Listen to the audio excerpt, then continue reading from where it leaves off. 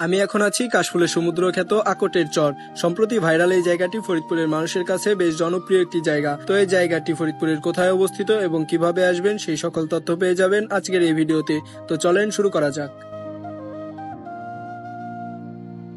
আসসালামু আলাইকুম। আকটের চর যাওয়ার জন্য প্রথমে ফরিদপুর থেকে সিএনজি, অটো বা যে কোনো বাহনে করে আসতে হবে সদরপুর থেকে রিক্সা, ইজি বাইক পেয়ে যাবেন। আকটের চর বাজার যাবেন বললেই তারা নিয়ে আসবে এই আকটের চর বাজারে। আর আপনারা যারা বাইক নিয়ে আসবেন তাদের জন্য স্থানীয়রা এখানে পার্কিং এর ব্যবস্থাও করেছে। এখান থেকে কাশফুল দেখতে যাওয়ার জন্য আপনাকে আগে ছোট্ট খালটি পেরোতে হবে। খাল পার করার জন্য নৌকা ভাড়া নেয় জন প্রতি 10 টাকা। তারপর খালটি পার হয়ে আমরা সামনের দিকে হাঁটতে লাগলাম। চর অঞ্চলের মধ্যে সরু এই মেঠো রাস্তা দিয়ে 8-10 মিনিট হাঁটলে আপনি চলে আসবেন এই বিশাল কাশবনে।